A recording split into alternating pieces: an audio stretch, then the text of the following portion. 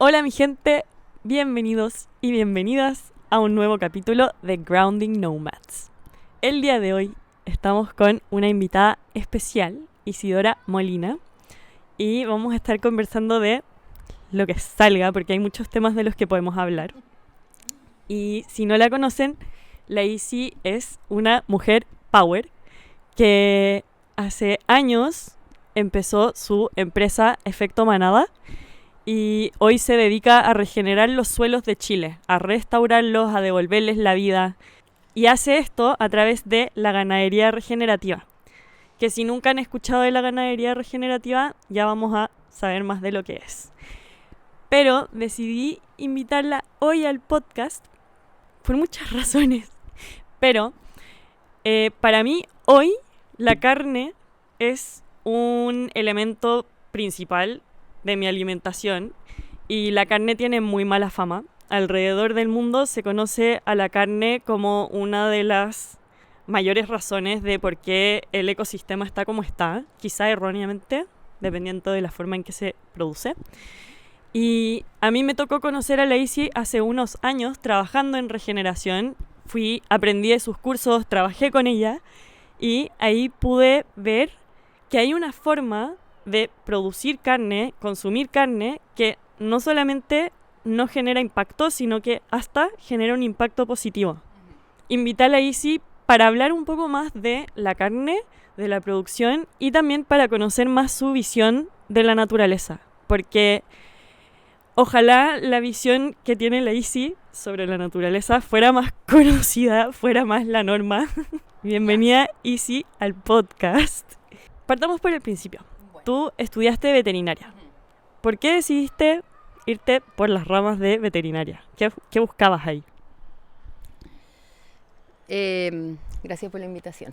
Yo entré a estudiar veterinaria porque amo las aves silvestres.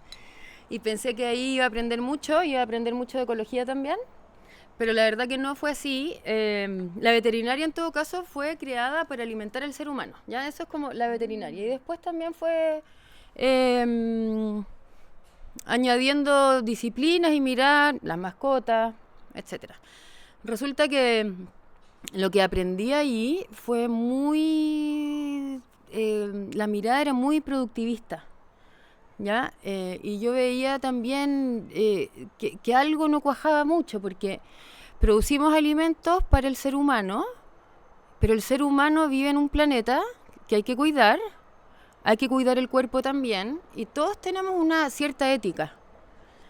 Entonces empezó a chocarme mucho el tema de que no había bienestar animal, de la cantidad de contaminación, y de que los alimentos que se producen muchas veces no son nutritivos. Una buena frase que me comentó mi amigo Pato de Espacio Regenera, me decía, pero ¿qué te parece que cuando uno va al supermercado hay 2 pasillos que dicen alimentación saludable? Claro, entonces lo otro que es, bueno, cosas así entonces me hicieron pensar que la veterinaria no era lo mío y quería buscar otras cosas. Y ahí lo que me pasó es que encontré una beta más social en lo que yo había aprendido y que podía aplicarse, que era trabajar en el INDAP, en el Ministerio de Agricultura de Chile, que trabaja con los pequeños ganaderos, ganaderas y agricultores y agricultoras. Así que ahí me lancé al INDAP. ¿Qué hiciste en el INDAP? En el INDAP partí trabajando en un departamento que se llaman los rubristas, ¿ya? Donde hay como especialistas por rubros: apicultura, cultivos anuales, ganadería, artesanías, hay de todo. Y yo partí a cargo de las ovejas y las cabras. Yo trabajé en INDAP Nacional. Y después, bueno, fui poco a poco como agarrando más trabajo y terminé de encargada nacional de ganadería. Entonces ahí aprendí un montón de cosas, pues, y también constaté, o vi lo que me habían enseñado en veterinaria, y eran los mismos problemas, yo sentía. Mucho atacar los síntomas de las cosas, pero no la causa raíz de los problemas. Y que estas soluciones son muy temporales y te hacen dependiente de esos mismos remedios, ¿cachai? Esas mismas soluciones. Y también veía que la pequeña agricultura no prospera tanto. Y así como alrededor de todo el mundo, la migración campo-ciudad sigue avanzando. La gente busca mejores oportunidades y se topa con una muralla en las ciudades. Y la calidad de vida en general no mejora, po. Y yo pienso, todas las herramientas que tenemos a mano, los aprendizajes, los acuerdos, la COP, no sé si nos estén ayudando mucho. Pero ahora que, claro, que vemos la crisis ahí a la vuelta de la esquina, hay mucha más gente preocupada por el ecosistema, el planeta en que vivimos y por la salud y el cáncer y un montón de cosas. Entonces, bueno, eso fue lo que vi en el INDAP también. Entonces tú te metiste a trabajar en el INDAP y te tocó trabajar en ganadería por primera vez. Y ahí es donde empezaste a ver los problemas que hay en la ganadería. Y tú venías ahí con tu chip de lo que habías aprendido en la universidad de veterinaria, que no te hacía tanto sentido. ¿No te hacía sentido? Y entonces, ¿cómo te aproximaba ya trabajar en ganadería con este conocimiento? ¿O de qué forma lo abordaste? Mira, lo abordé de la forma que más me acomodó en realidad. No fueron decisiones, es como como un descarte. Lo que sí me movía era que estas familias pudieran tener los suficientes ingresos para poder vivir bien, para que pudieran seguir viviendo en sus campos, produciendo alimentos para la familia y para nosotros también. También vi que tienen arraigos culturales, que es un estilo de vida al que yo quería apoyar desde los conocimientos que tenía. Esa fue mi aproximación. Bueno, y tuve que también hacer propuestas muy veterinarias, hasta que un día me preguntaron qué podíamos hacer con las cabras en Coquimbo, porque las cabras estaban deteriorando el medio ambiente, y era pobreza y pobreza. Entonces me puse a investigar lo que se había hecho hace 20 años atrás en el INDAP y cosas que se han hecho en todas partes, pero los resultados no eran muy esperanzadores. La gente seguía perdiendo sus campos, perdiendo la producción, su cultura, sus costumbres. Habían crisis sociales, políticas también, por algunas estrategias de eliminar a las cabras. Entonces imagínense lo que es para las personas que llevan viviendo ahí mucho tiempo, que hacen lo que hacían sus abuelos, sus tatarabuelos, etcétera, que te desarraiguen. Se llegáis como de refugiado a la ciudad. Complicado. Antes de seguir, ¿por qué las cabras deteriorarían el suelo? Ok. Hay una parte cierta y una parte no cierta, ¿ya? Todos los herbívoros, todas las máquinas, todas las tecnologías, todo lo que tú puedas hacer puede dañar y puede beneficiar o puede sostener. Y los animales no son la excepción. Si es que y la verdad es que los animales son manejados por el ser humano, ¿no es cierto? Entonces, al final la falla en el sistema es cómo nosotros hacemos el manejo de esta naturaleza que nos incluye y incluye a los animales. Entonces, las cabras son conocidas porque deterioran el medio ambiente, pero también tienen una historia bien particular. Nosotros las domesticamos al mismo tiempo que los perros. Y hemos convivido con ellas mucho tiempo y siempre han estado asociadas a terrenos pobres y a familias más pobres también, porque las cabras tienen una capacidad de conversión del alimento altísima, entonces pueden comer vegetación leñosa, seca, con bajo valor nutricional y subsisten. Entonces, por ejemplo, en Coquimbo la historia es, hubo bosque, los bosques fueron quemados para la pirquinería, que es la pequeña minería, que necesitaban combustión. Después vinieron fiebres de cultivos anuales, con agricultura, digamos, tradicional o convencional, que son distintas, pero que causaron mucha erosión y que lo sigue haciendo. Y después, bueno, dijeron vacas, entonces. Pero se deterioró. Entonces dijeron ovejas. Las ovejas no aguantan. Cabras. O sea, al final no es la culpa de las cabras, sino que es como la hemos manejado. Que sobrepastorean. Esto de sobrepastorear es comerse una planta mientras está creciendo y las raíces se mueren en ese proceso. Lo que hay que hacer es que hay que dejar que esas plantas maduren 100% y que recuperen sus raíces, y es una planta sana, potente, que puede resistir. Entonces uno dice, ya, pero es una planta. Bueno, son billones de plantas, ¿ya? Entonces hay formas de manejar, que es la planificación del pastoreo, donde uno respeta estos procesos ecosistémicos. La recuperación total de las plantas y después que vengan los animales en forma de manadas, que era como funcionaba hace muchos años atrás, cuando estaban los depredadores y hacían que estos animalitos estén en packs, orinando, bosteando, pisoteando, y después se van y hacen una especie de migración. Entonces cuando vuelven, inician otro ciclo con plantas recuperadas. Entonces estos lugares se van recuperando y entonces hay dos tratamientos, el impacto animal y la recuperación. Pero eso se perdió. Se perdió porque hay una disrupción en la naturaleza, donde empezamos a cazar nosotros a los depredadores, donde dividimos las tierras y donde empezamos a pensar que tener al ganado doméstico en una especie de libertad, que no es tal, donde ellos puedan elegir los pastos, donde estén protegidos de todo tipo de interacción natural, va a ser mejor. Ya, pero eso lleva entonces a un pastoreo continuo. Entonces eligen ciertas plantas, no pisotean como tienen que pisotear, no se comportan como tienen que pisotearse. Y eso ha llevado al declive, ¿ya? de la ecología y de la producción y del bienestar. Entonces esto logra revertir esos procesos. Nosotros imitamos a la naturaleza, pero en vez de actuar de depredadores nosotros, usamos cercos. Hay algunos lugares en el mundo que son las personas las que pastorean. Distintas técnicas, digamos. Ay, perdón. Ya, entonces estaba ahí te tocó trabajar con las cabras en un lugar que supuestamente se había deteriorado por las cabras, pero en realidad no es las cabras, es el manejo de las cabras.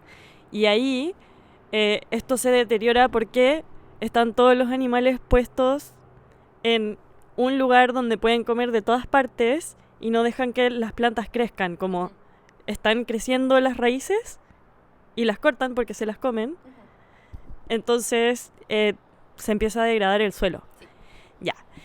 Y tú entraste en este contexto, tú ya sabías ¿tú sabías que los pastos se degradaban por eso? ¿Sabías que el manejo era el problema? No tenía idea. No. O sea, yo aprendí algunos conceptos de manejo, pero que tenían que ver con la cantidad de animales. Por ejemplo, este lugar o el planeta se está degradando porque hay muchos animales. ¿Ya? Entonces esta metodología y esta práctica, por así decirlo, no obedece a eso. O sea, es lógico que no puedes tener más animales del que tu campo pueda sostener. Pero mucho más importante que la cantidad de animales es el tiempo de recuperación de los pastos. Y eso fue lo que aprendí cuando empecé a estudiar del manejo holístico y la ganadería regenerativa. Ya, entonces te tocó trabajar con las cabras y no tenía idea cómo abordar este problema. Y ahí es cuando llegó tu mentor. Sí. Ya, entonces, ¿cómo llegó este mentor y qué fue lo que te mostró? Ya. Bueno, entonces yo tenía que entregar esta estrategia para Coquimbo al director nacional. Entonces yo tenía la parte convencional lista. En el fondo era como capaz que mejorar algunos parámetros, ponerle más tecnología, más usuarios y qué sé yo. Pero no me creía mucho el cuento, dije, tiene que haber algo distinto. Entonces le comenté a mis colegas y llegó uno con un PowerPoint que había hecho José Manuel Gortázar, que fue el que me enseñó. Y decía que el ganado puede mejorar la salud de la tierra, pero si es que uno lo maneja bien, ya respondiendo a la naturaleza. Y decía otras cosas también del contexto, que se le llama el contexto holístico, que es quiénes somos, qué tenemos, para dónde queremos ir, cómo queremos ver el entorno en el que habitamos en el futuro, para poder sostener la calidad de vida que nosotros queremos tener. Y no es solo nosotros, somos nosotros y a quienes afectamos, ¿ya? Y quienes nos afectan. Entonces, bueno, leí este PowerPoint y dije, bueno, esto es lógico. O sea, no hay por dónde. Así que ahí lo llamé, lo conocí, me empezó a explicar más. Y cuando fui a contarle el plan al director nacional, me habían advertido, no digas manejo holístico, di que es un manejo integral. Pero a mí se me salió. Entonces yo le dije al director Ricardo Aristía, don Ricardo, mira, aquí está la estrategia, aquí está esta y otra que se llama manejo holístico y queremos trabajar con 3 comunidades en Coquimbo con cabra, bla, bla, bla, bla, bla. Y ¿sabes qué? Siendo una persona convencional, digamos, como podría ser mirado como convencional desde la industria, bueno, don Ricardo Aristia, que en paz descanse, abrió los ojos así y me dice, ¿sabes qué? Compro tu idea. A ver, estúdialo más, hazme una propuesta y sigamos adelante. Le dije, fantástico. Hablé con José Manuel de nuevo y le dije, oye, luz verde, así que tenemos que empezar a idear un plan. Sería bacán que tú conocieras a don Ricardo. José Manuel fue donde don Ricardo, tuvimos más reuniones y empezamos con el plan. Nos demoramos un año más o menos en generar el contrato y en tener algo de apoyo de los colegas que trabajaban en Coquimbo. Porque también era como que uno venía a cuestionar las cosas que hacían hace mucho tiempo muchos expertos. Y venía además una persona de Santiago, yo tenía como 27 años, sin mucha experiencia, nada en regenerativa. Entonces tuvimos que hacer ahí un trabajo con pinzas y ponernos en el lugar de ellos, lógicamente. Y como la cuestión social fue lo más complicado al principio. Pero ahí nos pusimos a trabajar con las comunidades, que todo esto nos habían dicho que era imposible, porque nadie se pone de acuerdo. Pero ahí fue cuando esta herramienta del contexto holístico operó. Y lo que logra esto es reconocer que el ser humano en distintos tipos de situaciones quiere finalmente casi lo mismo, que es calidad de vida, quiere ver su campo o el planeta verde con agua limpia, sin contaminación, que quiere producir alimentos y ganar su plata. Son cosas como comunes, ¿cachai? No son cosas morales ni nada, pero son anhelos de las personas. Entonces ya una vez que hicimos eso, empezamos a trabajar más en los conceptos más técnicos y nos pusimos a hacer planificaciones del pastoreo con las cabras y estas planificaciones se llevaron a cabo durante un año y pudimos duplicar la capacidad de carga, o sea, duplicamos la cantidad de forraje, sin riego, sin semillas, sin nada, solamente con el plan de pastoreo. Bueno, ahí hubo un cambio de gobierno y el plan no pudo continuar. Así es que a mí me siguieron encomendando algunas cosas como de...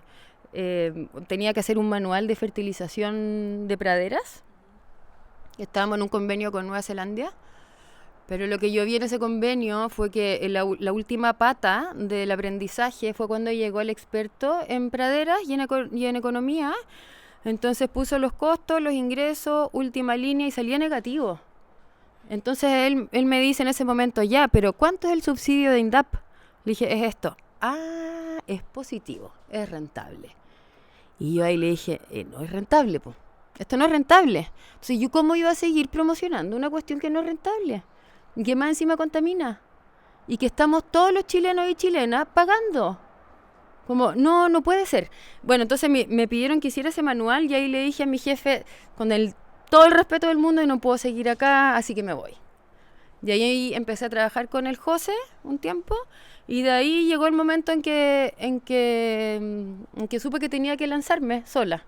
Así que ahí abrí Efecto Manada. Wow. Me recuerda un poco cuando yo supe de regeneración por primera vez. Yo antes tenía como... Hay un término, como ecoansiedad. Ajá. Sí, como veía todo lo que está pasando en el mundo y con el medio ambiente y me daba demasiada ansiedad y sentía que nunca iba a haber nada que lo arreglara. Sabía que existía la sustentabilidad, pero igual eso era como seguir haciendo las cosas como siempre, pero generando cero impacto. Y después escuché la regeneración por primera vez porque entré a trabajar en una organización que se dedicaba a la regeneración y era como que todo lo que leía era como, yo siempre supe que esto era así, pero nunca lo había puesto en palabras. Como que se siente como un obvio, ¿verdad? Sí. Es como las leyes universales de la naturaleza son estas. Sí. Entonces, tú venías de esta educación tradicional de lo que es veterinaria, entraste a trabajar en un lugar donde probablemente tenías que hacer las cosas de la forma en la que se hacía normalmente, pero a ti no te hacía sentido, y te entregaron un PDF que te hizo todo el sentido, y decidiste empezar a aplicarlo sin nunca haberlo visto antes. ¿Cómo fue este proceso de aprender a aplicarlo? ¿Fue un año lo que se demoró en poder llevarse a cabo, ¿verdad? En iniciarse, sí. En iniciarse. Y en ese año tú te empezaste a educar en el Savory. Con el Savory, con José Manuel, leyendo, viajando, todo tipo de cosas, haciendo algunos experimentos. Bueno, sí, cuando leí ese PowerPoint, en verdad me eché para atrás en el sillón en que estaba trabajando y dije, qué alivio, hay algo que se puede hacer. Y no sé si es suerte o no, pero si hubiera estudiado agronomía, capaz que me habría costado mucho más. Porque ahí te enseñan que los nutrientes del suelo, que esta aplicación, que el herbicida, y hay un proceso productivo súper bien establecido, que obedece también a parámetros y que se supone que funciona bien, y hay gente que le funciona muy bien también. Pero como estudié veterinaria, no tuve grandes aprendizajes en praderas, muy pocas, tendiente a nulo. Entonces no tuve que desaprender, aprendí nomás. Y lo encontraba muy lógico, era como algo normal, obvio. Entonces para mí yo creo que no fue difícil de aprenderlo. Contestó mis preguntas y a seguir nomás, po. Y ahí te saliste del INDAP y ya conocí ahí la metodología y viste, puedo trabajar en campos con personas que quieran mejorar su calidad de vida. Uh-huh. ¿Y cómo fuiste consiguiendo a los primeros clientes? Mira, como no tenía experiencia, solo estaba adquiriendo conocimiento de lectura y audio y presentaciones y charlas. Mis papás tienen una parcela chiquitita cerca de Licanray y tenemos muchos vecinos y vecinas que tienen ganado, ¿ya? Y yo era bien amiga de una vecina, entonces le dije, he cachado que te falta pasto y en el lugar donde nosotros estamos cortándolo y botándolo. Entonces le dije, oye, hagamos un experimento, hagamos un trueque. Tú nos prestas los animales para cortar el pasto y yo te los devuelvo alimentados. Mientras tanto podemos dejar tu campo descansando. Y después le dije, en verdad, mi intención secreta es que probemos esta metodología que se llama manejo holístico. Y entonces yo pongo a disposición esta metodología, la practicamos juntas y ustedes me enseñan más de campo, porque yo vivo en Santiago y estudié en Santiago y no tengo pocos conocimientos así como de la práctica.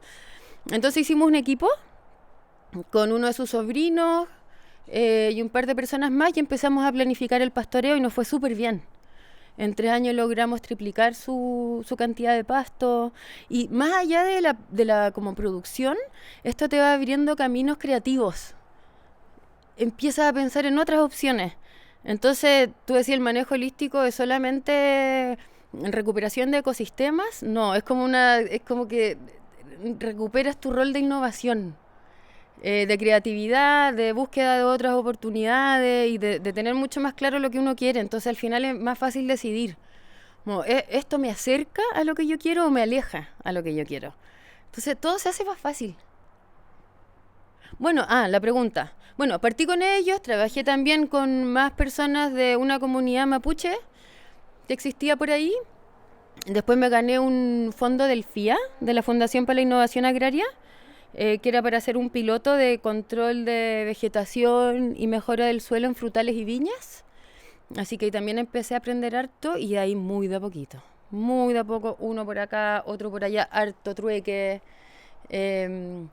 Una persona súper importante en mi vida, que es Laura Penny, que me ayudó como a montar Efecto Manada un poco más empresa, porque yo no sabía de empresas, pues, o sea, entonces era como que me tiré a los leones nomás.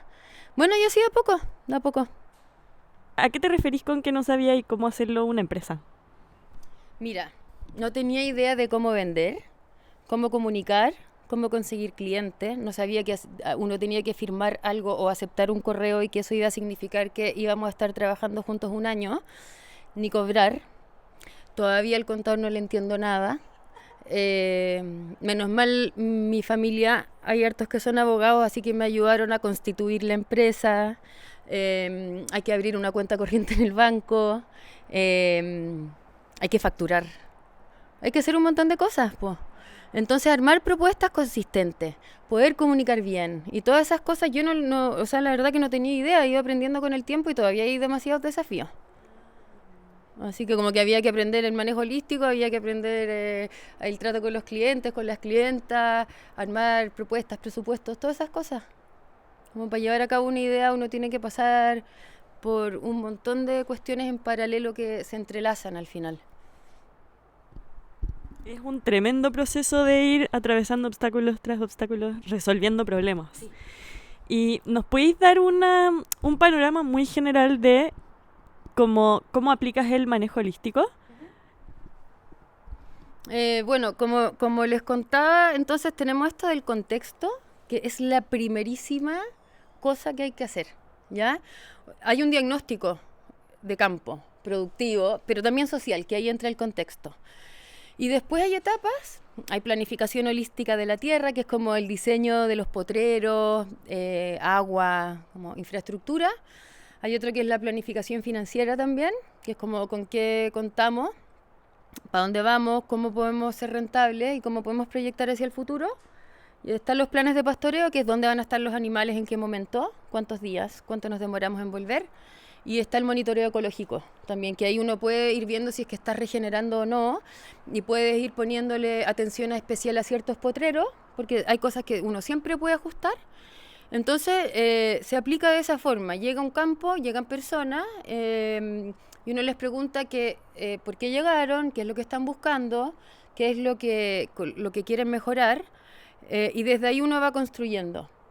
Entonces ahí hay un diagnóstico y después se hace una propuesta de asesoría y esa propuesta se analiza entre las dos partes y se llega a un acuerdo y se inicia el trabajo con los elementos que yo te contaba. Hay una cuestión muy clave, sí. Si esa persona no cree que tiene que cambiar o no pide ayuda, mejor no hay que meterse. Y si hay alguien que te dice esto no funciona, tiene toda la razón. Si esa persona cree que no va a funcionar, no va a funcionar. Así que también como hay que diferenciar y saber elegir con quién trabajar o no. Yo al principio iba a todas y buscaba, pero es muy complicado eso, muy complicado. Entonces mejor ahora tranquilamente, quien llegue, bienvenido, bienvenida, y si nos entendemos y nos llevamos bien, lo hacemos. Pero si veo muchas trancas, como que prefiero que no.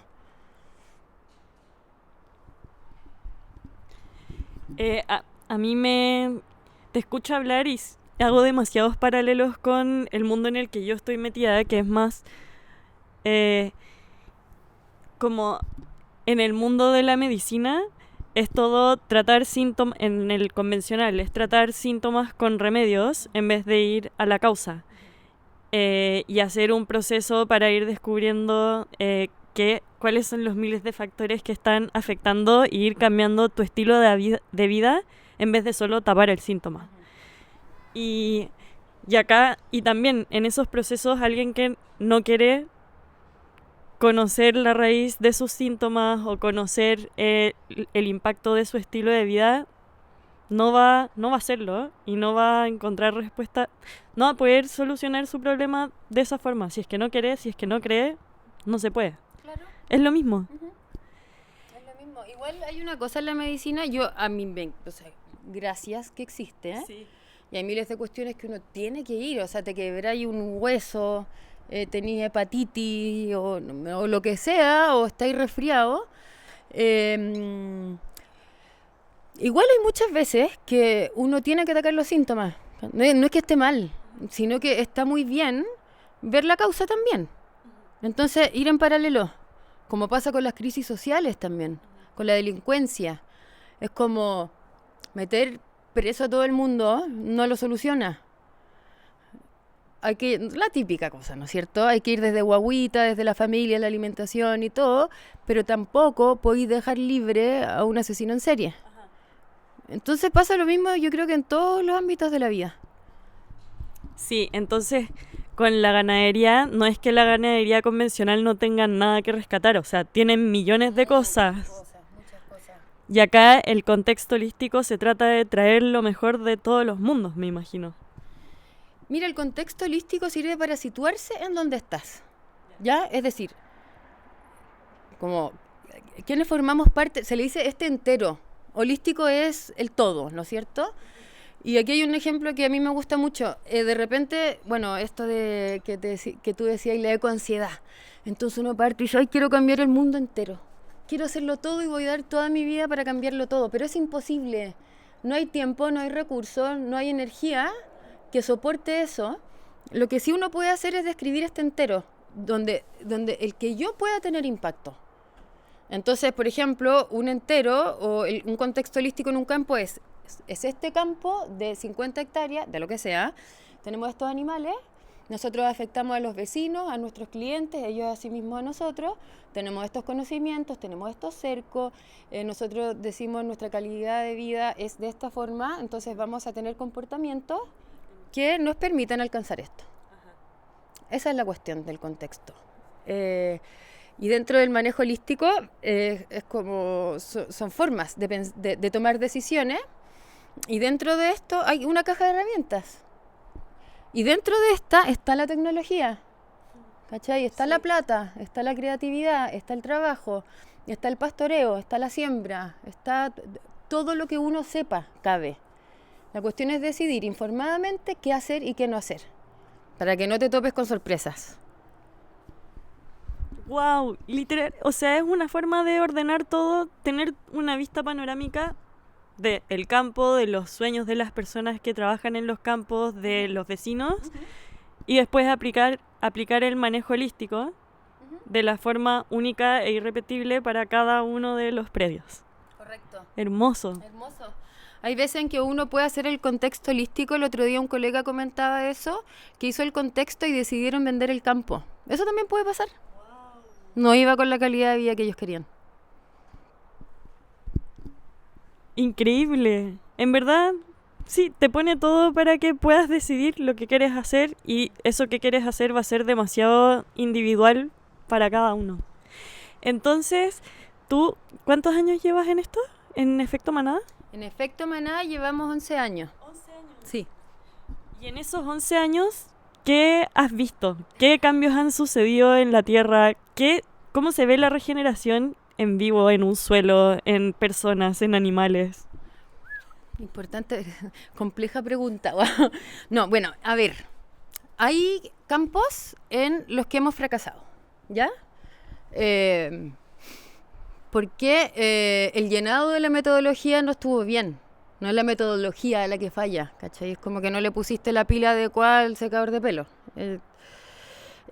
Problemas con el equipo, distintas cosas. Pero la gran mayoría nos ha ido muy bien, muy bien. Y hay cambios que se pueden ver a través de los indicadores de salud del suelo, que ocurren un pastoreo tras otro. O sea, metiste los animales, los sacaste y ya hay cambios. Por ejemplo, en la costra superficial. Es un indicador que avisa al tiro que el agua no está infiltrando bien, que hay una compactación y que necesita impacto animal. Entonces, ese es un indicador tempranísimo de salud del suelo. Luego, en un periodo de recuperación, tú puedes ver al tiro el cambio en la composición botánica, en las distintas especies que hay. Las especies se comportan a través de la ley de sucesión, ¿ya? Donde está la especie, bueno, hay un suelo descubierto, después hay especies pioneras que van preparando el suelo para otras, ¿ya? Y dependiendo del ambiente en que esté, el límite sucesional, ¿ya? Entonces, se ve la sucesión de un pastoreo a otro también. Luego hay otros cambios, como la cantidad de producción de pasto, que tú lo puedes ver de un año a otro. También puedes ver la disminución de costos, que también ocurren en la transición temprana, un año a otro. Y cambios que hemos visto y que nos han reportado las personas que trabajamos con nosotros es que ahora duermen tranquilas, porque saben dónde van a poner a los animales al otro día, porque tienen todo el calendario de actividades del campo para la temporada, porque saben que no les va a faltar pasto porque hicimos buenos cálculos, y porque ahora ya no es lo de antes. Como lo de antes era el campo no para. Ya, pero eso es real y ocurre, pero más en campos que son intensivos, ¿ya? La maquinaria, comprar el petróleo, llamar a los expertos en siembra, comprar las semillas, los herbicidas, los plaguicidas, los fertilizantes. Son un montón de decisiones y acciones. En el modelo regenerativo todas esas cosas se van. Ya no son prohibidas, pero al final se van. O sea, igual uno sí puede seguir haciendo fardos, bolos, puedes hacer muchas cosas, pero se simplifica el sistema. Entonces nos dicen, ahora tengo tiempo para estar con mis hijos, con mi familia, o si es una persona que su núcleo son sus amigos, o esta persona en particular, tiene más tiempo y está más tranquila, porque hay una planificación. Esa planificación no tiene que cumplirse a rajatabla, pero existe. Existe y tiene puntos de monitoreo y mecanismos de control. Entonces vais preparado para la incertidumbre del futuro con un camino a seguir. Y en cambio la ganadería tradicional, ¿cómo sería? Igual hay una distinción entre tradicional y convencional. Ya la tradicional obedece a tradiciones. Y la convencional es porque hay una convención actual de cómo hacerla, ya que es la que prepondera, que es la ganadería intensiva. Entonces, y extensiva también. Ya hay dos extremos. La intensiva, por definición, es la que tiene muchos insumos, mucho trabajo y es intensa en labores, ¿ya? Y en gastos. Y al mismo tiempo es muy productiva. La extensiva, por definición también, es la que tiene pocos insumos, muy pocos gastos, pero también baja productividad. Entonces, lo que hace la regenerativa es que mezcla estas cosas de los dos mundos, como bajos insumos, bajos costos, con una productividad acorde al ambiente que estáis trabajando. Entonces, bueno, si hablamos de la intensiva, que es lo que pasa en las regiones donde hay más ganadería en Chile, son demasiadas actividades en el año. Demasiado facturar, demasiado orden de compra, demasiadas idas a comprar cuestiones, contratos. Ocupas tu tiempo. Ocupas tu tiempo y también el campo se ve muy distinto, ¿no? No tiene la división que tiene el manejo holístico, ¿sí?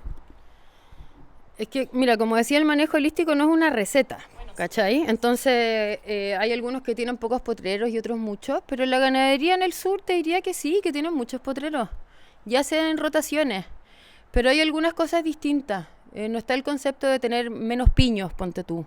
No, tampoco está mucho el concepto del respeto por los periodos de recuperación de ciertas especies. Son otras las guías de manejo. Entonces lo que vemos en documentales como Cowspiracy, eso no pasa acá en Chile, es más en Estados Unidos, como detener a miles de animales concentrados en casi que solamente suelos degradados y les van tirando pastos. Pasa en Chile. Sí, pasa en Chile. Igual a mí, por ejemplo, cuando me preguntan qué carne como, digo, mira, el desde es que venga del sur de Chile.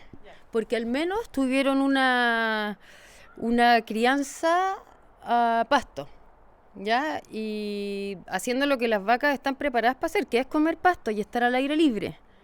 Y para lo que necesitan las tierras, orina y bosta, y pisoteo. Pero la gran mayoría de la carne, ponte tú, en Chile, es terminada en feedlot, donde se les dan granos, ¿ya? Feedlot, son como... en talla uno le dice campo de concentración, ¿ya? Pero es tabulación, es confinamiento. Y también en Chile, en el norte, o algunas lecherías en la zona centro y norte, también son feedlot. O sea, están confinados y les dan piensos, así se llama la alimentación.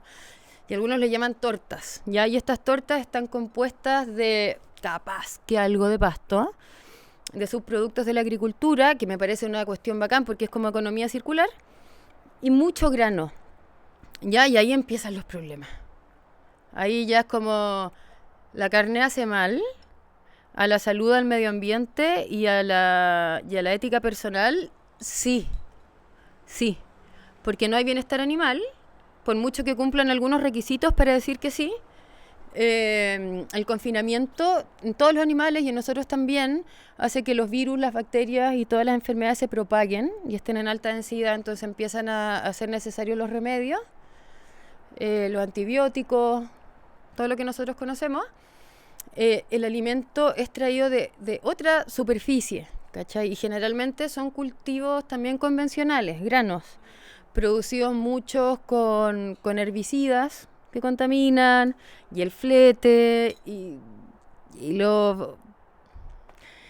Bueno, todas esas cosas, ¿cachai? Entonces, si tú decís, oye, no quiero comer carne de feedlot, fantástico, está bien, porque en verdad que contaminan, ¿ya? Y no están dejando que esos animales reparen el ecosistema, lo están sacando del sistema. Y ahí empieza también el drama del metano. El metano no es un gas malo per se, ¿ya? El metano es parte de la atmósfera, sí tiene un efecto de calentamiento global. El CO2 también, el metano es más potente, pero el CO2 tiene un ciclo mucho más largo de permanencia en la atmósfera. Y son ambos gases de efecto invernadero. Pero lo que pasa con el buen manejo y el respeto de la naturaleza y de la interacción que existe con los rumiantes o los herbívoros, con la atmósfera, pastos y suelo, hace que el CO2 sea secuestrado por más plantas por más tiempo y que se almacenase en el suelo. Entonces hay muchos casos de ganadería regenerativa que no es como carbono cero, es carbono negativo, o sea, secuestra más de lo que emite. Y en ese proceso el metano forma parte, y el metano después de 10 a 12 años se convierte en CO2. Y también por otro lado existen bacterias metanótrofas que secuestran este metano y también lo degradan. Entonces... sí, hay un problema con el metano, sí, pero en ciertas formas de producción. Y hoy no hay más rumiantes que antes. ¿Por qué ahora el problema es el metano? Es por las decisiones que los seres humanos hemos tomado. No es la culpa de las vacas. Y rumiantes han existido siempre. Entonces, no es la culpa del metano, no es la culpa de las vacas, no es la culpa de los chanchos, ni de los pollos, ni del salmón. No es la culpa de las cosas ni de las especies, es el manejo. O sea que antes, no sé cuándo, pero hace muchos años, la naturaleza funcionaba como intenta hacer que funcione la ganadería regenerativa. Uh-huh. ¿Por qué dejó de hacerse de esa forma? ¿Por qué se empezó a producir de una forma que degradaba tanto el suelo? Yo creo que larga data, pero la protección del ganado doméstico frente a los depredadores, la separación y privatización de las tierras que impidieron las migraciones naturales. Después, bueno, las personas nos hicimos sedentarias, ¿no es cierto? Y quisimos tener animales como asequibles cerca, entonces los pusimos en unos cercos. Y luego el ecosistema se deterioró, porque no funcionó más, porque la naturaleza no pudo operar más. Entonces la erosión, pérdida de biodiversidad, etcétera, empezó a pesar, y bueno, junto con el desarrollo tecnológico, ¿no es cierto?, y de no saber qué hacer mucho con innovaciones químicas y petróleo y derivados de los petróleos, como son los fertilizantes, empezó toda una campaña que da respuesta a eso, de dónde ponemos los fertilizantes, y da respuesta también a la crisis alimentaria que existía, ¿no es cierto? De ahí viene la revolución verde, ¿ya? Que dijimos, nos hace falta alimento, entonces tenemos que optimizarlo, y esa fue la forma de optimizarlo. Pero después nos estamos dando cuenta de estos efectos adversos, ¿ya? Entonces, cuando partieron los fertilizantes necesitabais 1 unidad por hectárea, ahora necesitáis 5 o 10 unidades por hectárea, porque ya no tienen el mismo efecto que tenían antes, porque ya no hay microorganismos, porque el suelo está compactado, porque el flujo del agua, el ciclo hídrico ya no funciona, y súmale además que están cada vez más caros, y tenemos los flujos de agua, o sea, los flujos del agua, todos los cuerpos de agua contaminados además. Y ya se sabe y están descritas las enfermedades asociadas a estos químicos y cada vez se descubren más. Entonces no fue una mala intención, nunca fue una mala intención, desde mis creencias, capaz que sí. Consecuencias no intencionadas, como dicen. Igual hay una parte que yo creo que... sí. Pero bueno. Wow. Es que me impresiona escucharte hablar de esto porque, bueno, lo que hablábamos antes del podcast, que tiene demasiados paralelos con cualquier área que esté conectada con la naturaleza. O sea, Y todo que está conectado con la sí, naturaleza. o ¿Sí? sea, Todo con está todo. bueno. Entonces, ya, no partió de una mala intención, pero se siguió haciendo esto que empezó a deteriorar más la tierra, empezó a necesitar más fertilizantes, se volvió como un ciclo vicioso. Y a mí me pasaba mucho que cuando entré en el mundo de regeneración, me volaba la cabeza lo increíble o sea, todo el potencial que tenía. Y lo hablaba con gente y ellos me decían, suena muy bonito, pero no creo que sea tan posible. Y pienso que hay mucha gente que tiene la creencia de suena muy bonita la regeneración, pero no es tan posible, ¿eh? Y probablemente las empresas grandes que hacen la ganadería convencional, ellos no deben de creer mucho en la regeneración, ¿o sí? ¿Cómo puede ser que no se... ¿Por qué un sistema que funciona tan bien, como el manejo holístico, el contexto holístico, por qué es más usado alrededor del mundo y más la norma? A ver, ¿por qué? Porque no es muy conocido de partida. Porque hay falta de educación, hay falta de difusión, falta de estudios científicos, falta de marketing, falta de incorporación de esto en los currículum de los liceos técnicos, de las universidades, porque quienes lideran la producción son grandes empresas y corporaciones que quieren que haya más producción de alimentos y tienen acceso a plataformas. Esa es la razón. Pero las personas que lo empiezan a conocer y se empiezan a enterar y a aprender y a ver más datos científicos, hay algunos que no los necesitan, otros sí, y otros a experimentar, ven que es bueno. Es simple, igual. Y en estos, se me olvidó cuántos años, ¿11 años? 11 años que llevas haciendo esto, ¿has visto cómo ha ido cambiando ese trend? Como en Chile, ¿hay más gente que lo está adoptando, que lo está esparciendo? Sí. Mira, voy a hablar solamente por efecto manada, ¿ya? Porque yo sé que hay más consultores y consultoras que llevan muchas hectáreas trabajando con ganadería regenerativa, pero nosotros partimos con 1,5 hectáreas el 2014 y ahora llevamos 88.000. Entonces eso ya es una cifra buena. Hemos capacitado a más de 1.000 personas. Ahora existen marcas con un sello de regeneración que es Land to Market. Y nosotros, Efecto Manada, somos los técnicos que vamos a verificar los resultados ecológicos. Y hay varias marcas, se venden en el Jumbo, en el Líder, en Espacio Regenera, las Cholitas del Cacao, que son mis grandes proveedoras de alimentos, también me parece que las van a empezar a vender. Y esos son buenos síntomas. Hace 6 años, además, empezamos nuestra colaboración con la Universidad Católica. O sea, que la Universidad Católica esté apoyando esto, imagínate, le da demasiada espalda. Y esto a través del profesor Rafael Larraín, que ha hecho estudios económicos que tienen buenos resultados además. Entonces estar trabajando con la academia es otro síntoma. Ahora estamos haciendo más estudios para comparar la ecología con la economía. Y así van creciendo las cosas. Y al principio, como te contaba, yo buscaba clientes y ahora llegan. Y hay más consultores, o sea, la necesidad existe. Y hay campo para todo el mundo. Ahora ya también se hizo la Asociación Chilena de Ganadería Regenerativa, Achiganar, donde hay productores, productoras y algunos que somos como profesionales, ya que estamos ahí para conversar las cosas y alinearnos. ¿Qué más? No sé, nosotros, Efecto Manada forma parte de una red internacional que ya tiene más de 50 centros de manejo holístico alrededor del mundo, millones de hectáreas impactadas.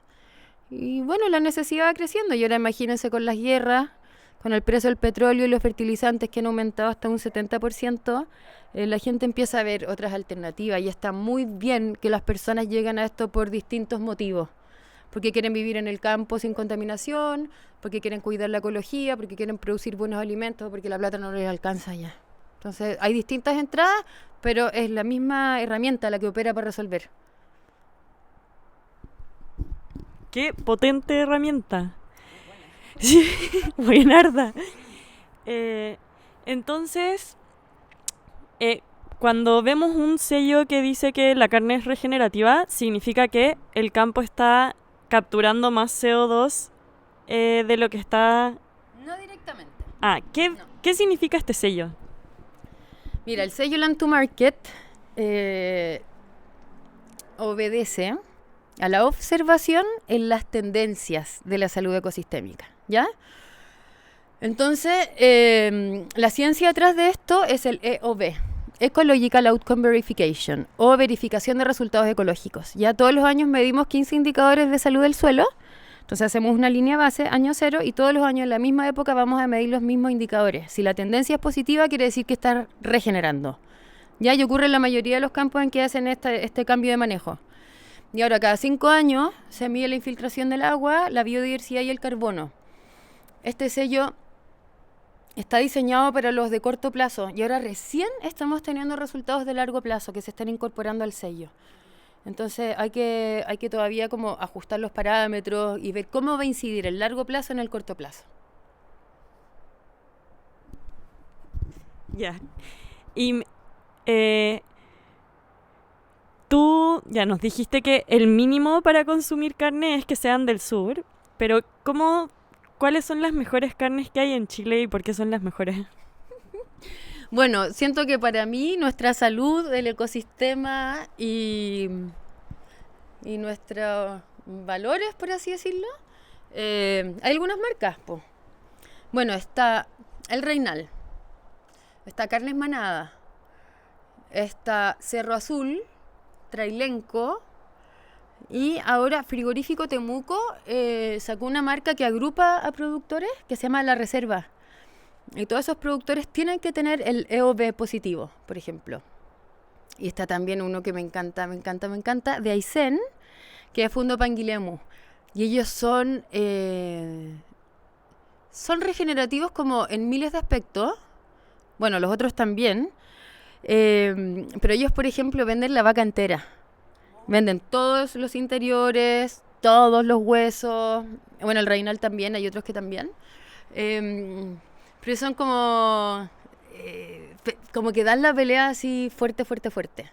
Y bueno, también está Tina Hakura. Tina Hakura vende pollos de pastoreo y algunos otros alimentos. Hay otro también que me gusta mucho, que es Carnes Andesur, que trabaja en la región del Maule y son 90 pequeños productores que abastecen a Carnes Andesur y nosotros estamos trabajando con 13 de ellos. Así que no toda esa carne es regenerativa, pero alguna te puede tocar. Y tienen protocolos súper estrictos de bienestar animal y de manejos e insumos. Capaz que se me queden más. Pero sí, esas serían mis recomendaciones. Tienen páginas web estas tiendas, hacen algunas online, bueno, otros en los supermercados que conté y en Espacio Regenera tienda favorita. Buena.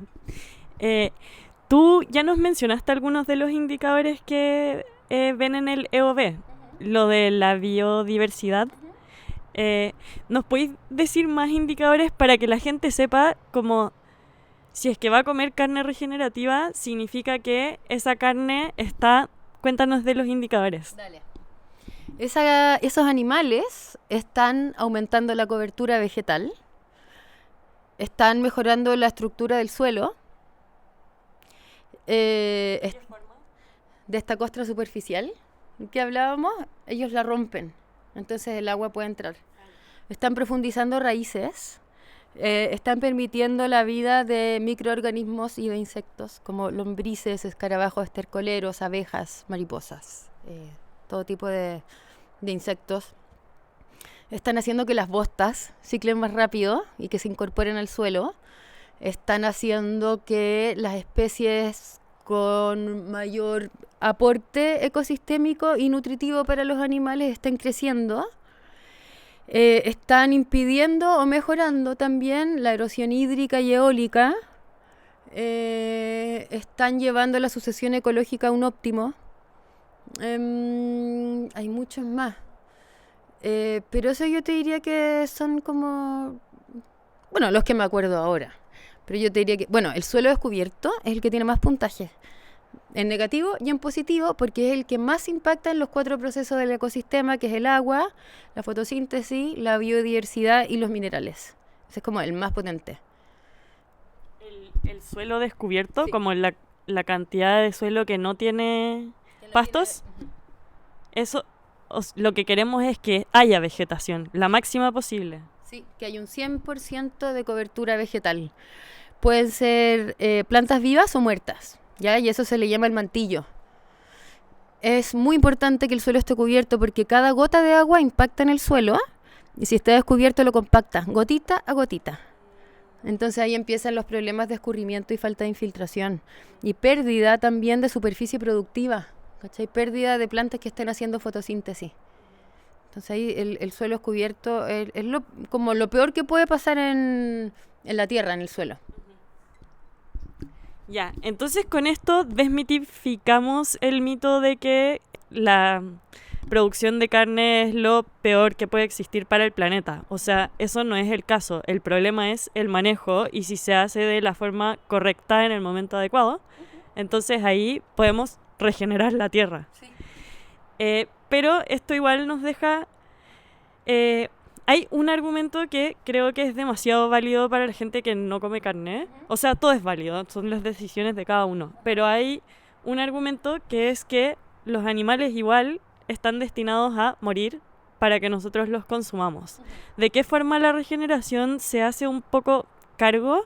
No de eso, pero como de que el animal tenga un bienestar y de que sea un trato ético con ellos.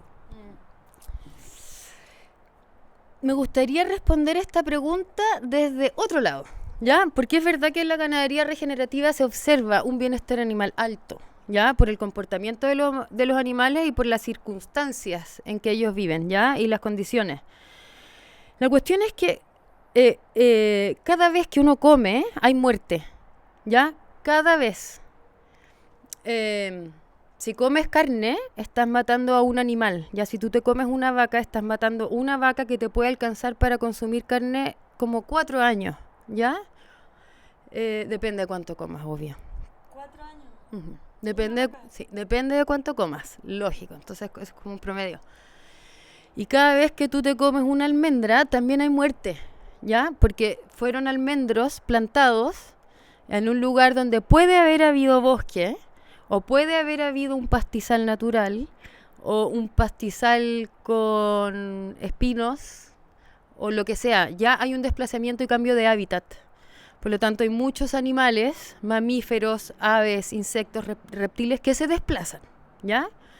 El otro día estaba en una charla, con José Manuel Gortázar nuevamente, que nos contaba que, por ejemplo, al año se envían 30 billones de abejas a polinizar y a morir en cultivos de almendra en California. Entonces uno aquí come almendras, vienen muchas de California, no me digáis que nos estáis matando, ¿ya? Las lechugas también, los choclos, todo lo que queráis. El arroz libera una cantidad de metano que uno no se imagina. Los desechos agrícolas los queman, hay más contaminación. Entonces, y si tú comís una lechuga, decís, ya no estoy matando a nadie, ¿eh? Pero porque no lo ves, ¿ya? Porque no hay un cuchillo que mata a un animal. Pero sí están los herbicidas que matan a la microbiología, que matan a los insectos, que matan a abejas, culebras, el monito del monte, lo que queráis, ¿ya? Entonces, por eso yo pienso que más importante que elegir la especie que uno coma, que puede ser fungi, vegetal o animal, es mucho más importante saber de dónde viene y cómo se hizo. Entonces, como que igual no nos engañemos, ¿ya? Yo comulgo mucho con los veganos en el sentido de que siento que podríamos estar buscando lo mismo. Salud planetaria, salud física y el cuidado de los animales, ¿ya? De todo el mundo animal, y vegetal y fúngico, pero a mí me parece que uno puede ser un poco más especista o menos especista. Entonces te pueden dar mucha pena las vacas, que son seres sintientes, pero también te puede dar pena que mueran otros habitantes del planeta que forman parte de una cadena alimentaria. Y también es como, no me gusta hablar de la naturaleza, tenemos que cuidarla, nosotros somos parte de eso. Y somos la especie que tiene más poder de cambiar paisajes y de cambiar el devenir del planeta. Entonces, eso es lo que pienso. Entonces, en el fondo se trata más de cambiar un poco tu relación con la muerte y darte cuenta que vivimos en un sistema de interconexiones, interdependencias, donde hay cadenas alimenticias, se llama, donde hay... Redes tróficas. ¿Qué? Cuéntanos de eso. Antes se le decía cadena, pero era lineal, como si este muere, muere este. Ahora es la red trófica, la red de la alimentación. Ya unos alimentan a otros, otros se soportan con otros. Si hay 17 especies y muere una especie, no van a haber 16, puede que quedes en 7, ¿cachai? O en 10. Porque esa especie tenía un rol fundamental, insustituible. Entonces es la red trófica y nosotros formamos parte de ella, nomás ¿qué le vamos a hacer? O sea, la otra es, si no quieres matar no puedes vivir nomás, siendo cruda. Sí. Bueno, entonces yo como carne, y prefiero la regenerativa y chilena y de gente que yo conozco, que sé que lo hace bien. Y a veces prefiero comer carne antes que comerme un tomate larga vida lleno de pesticidas. Si me da a elegir, me como una carne o un huevo que fue criado en pastoreo. Y también a veces como carne de feedlot. Si me invitan a un asado o una familia me abre sus puertas y el menú es ese, no le voy a caer con toda mi moral encima. Gracias por alimentarme. Pero lo que está dentro de mis decisiones, las tomo, po. Pero la otra cuestión es también volverse loco, ¿no es cierto? Como, no puedo hacer esto, ni esto, ni esto, no voy a restaurantes, esta es la única tienda. Cuando me pongo a hablar con alguien, le tiro todo lo que pienso encima. Igual me he visto en algunas redencillas, sí, porque a veces se me sale la emoción, ¿ya? Y digo, pucha, es un poco diferente a lo que tú piensas, pero bueno, está bien, po, está bien. Qué libertad. Siento que de todo lo que decís, esta visión te da libertad, te hace ver que está todo conectado, te hace ver que todo tiene un impacto. Como que también te conecta mucho contigo, con la naturaleza que eres. Te hace ver que todo está conectado. Para ir un poco cerrando, a mí me gusta mucho la forma en que se habla en la regeneración de somos naturaleza, de que todo está interconectado. ¿Puedes hablarnos de qué es la naturaleza? ¿O cómo la lees? ¿Cómo te sientes parte de ella? ¿Cómo vives siendo naturaleza? Bueno, vivo destruyéndola también, porque hay cosas que uno hace que destruye la naturaleza y uno se hace daño a sí mismo también. A veces sé lo que estoy haciendo y a veces no sé también, ¿no es cierto? Porque uno no sabe cómo incide en millones de cosas, ¿ya? Para mí formar parte de la naturaleza no es cuestionable. Compartimos los mismos microorganismos que el suelo en nuestros intestinos. Obedecemos a las mismas leyes, ¿no es cierto? Que todos formamos parte de todos, nos interconectamos, nos influimos, necesitamos alimentarnos, somos cuidados y cuidamos, abrimos espacios y cerramos espacios como en la naturaleza. Tenemos actitudes invasoras cuando queremos acabar con algo o componer algo también, como estas llamadas malezas, ponte tú los cardos, que entran a un lugar cuando pueden, ¿ya? Y van a ser muy invasivas, porque quieren regenerar el suelo, ¿cachai? Porque tienen un rol. Así que así la vivo, pues, con dicotomías, con errores, con muy buenas intenciones.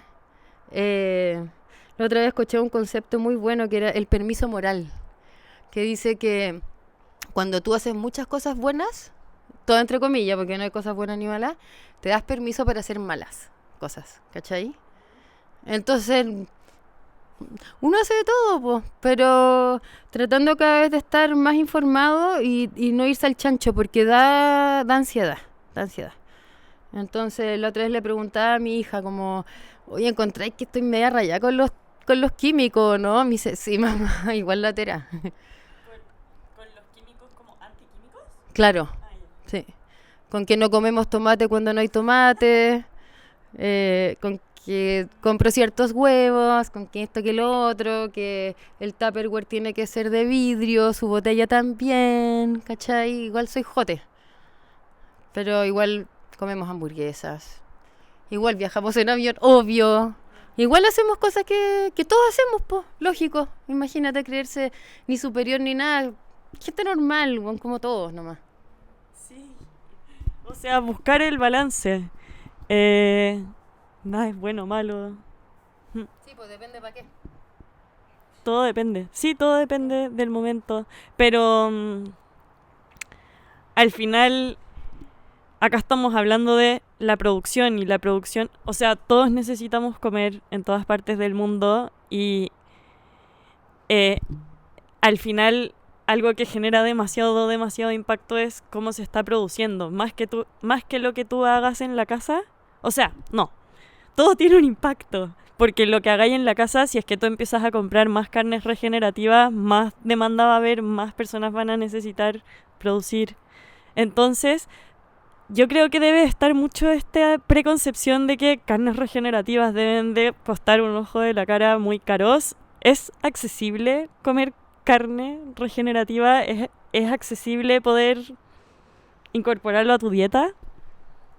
Es cara. Está en el segmento de carnes premium. ¿Ya? O sea, es la carne más cara.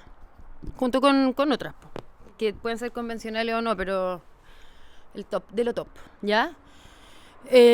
Uno de los anhelos es que todos puedan acceder. ¿Ya? Ahora, por ejemplo, los ganaderos que venden carne regenerativa tienen que pagar por un sello. ¿Ya? El ideal sería que los que contaminan tengan un sello, los que maltratan a los animales tengan un sello, ¿ya? Pero es una transición y yo creo que la gente que busca este tipo de alimentos o de estilo de vida, lo que sea, necesita un sello por ahora, ¿ya? Pero lo que sí hay más puntos de vista. Se dice que, bueno, y hay estudios también que comer alimentos densos en nutrientes y libres de agrotóxicos y hormonas es una inversión. ¿Ya? Porque por cada kilo de carne obtienes mucho más nutrientes, ¿ya? Porque el suelo es riquísimo en nutrientes, pero cuando tú fertilizas, acotas ese espectro a los fertilizantes que tú le pones al suelo. Entonces, ese pasto, en vez de tener todos los nutrientes del suelo, tiene 3 a 7. La carne, lo mismo. Todo se va traspasando en esta cadena trófica o red trófica. Y la carne a pasto, 100% a pasto, tiene una relación omega 3, omega 6 favorable, es antiinflamatoria, es mucho más nutritiva. Entonces también hay gente que dice, bueno, come más carne regenerativa y alimentos regenerativos que por ahora pueden ser más caros, pero te vas a gastar mucho menos en el doctor. Largo plazo. Ese es nuestro... O sea, uno de los conflictos de ser un ser humano es que necesitamos vivir en el presente y satisfacer las necesidades ahora. Entonces nos cuesta ver un poco en adelante y a largo plazo, pero... Y por eso debe ser otro factor que contribuye a que la carne regenerativa no sea más esparcida, porque no somos tan largoplacistas. Pero claramente, de todo lo que nos hay contado, la carne regenerativa puede regenerar el medio ambiente, puede regenerar tu cuerpo, tu microbiota, puede generar que más personas sean felices porque sus trabajos les están dando suficientes recursos, orden mental que les permite dormir. O sea, es un todo que empieza a estar en armonía, pero no se ve de inmediato, se empieza a ver con el tiempo. Sí. Bueno, ojalá que más... Ya está pasando más tiempo desde que tú empezaste, ya estamos más en el largo plazo de los impactos que va a tener todo ese trabajo. Así que ojalá solo empiece a ser más la norma Sí, comer, lo normal. que sea lo normal. ¿Quieres dejarnos con words of wisdom, alguna frase que ames, que sea tu mantra para efecto manada para la vida? ¿Tienes alguna? La verdad que no. No. Pero sí tengo recuerdos de que me motivaron a partir esto, y fue la justicia del acceso a la información, sea la que sea. Pues yo encontraba que no era justo que las personas que producen y habitan el campo sepan o crean que hay una sola forma de hacerlo, porque hay más. Así que eso me motivó mucho. Hermoso. Ya, y para saber más de lo que haces, para trabajar contigo, si es que nos escucha alguien que tiene un campo o alguien que su tío tiene un campo, ¿qué pueden hacer contigo y cómo llegan a ti? O sea, yo los voy a linkear a ti, pero... Bueno, efectomanada.cl, Instagram efecto _manada. Ahí pueden encontrar mi correo, mi teléfono. Esos son los canales de acceso. ¿Sí? Y hay algunas publicaciones en algunos diarios, hay algunos otros podcasts, de todo un poquito. Pero yo creo que esa es la vida. Y bueno, si ahora se me ocurre un mensaje que es como hagamos todo lo que podamos, no nos estresemos tanto tampoco, vamos avanzando por los valores en común que todos tenemos, y a equivocarse, a tratar, a levantarse de nuevo, me lo digo a mí misma, a perdonarnos cuestiones y a tener esperanza también, po. Eso. Gracias, Colo. Gracias, Isi, a ser humanos con luces y sombras. Claro. Muchas gracias, Isi, por participar en el podcast y nos vemos en una próxima instancia. Adiós.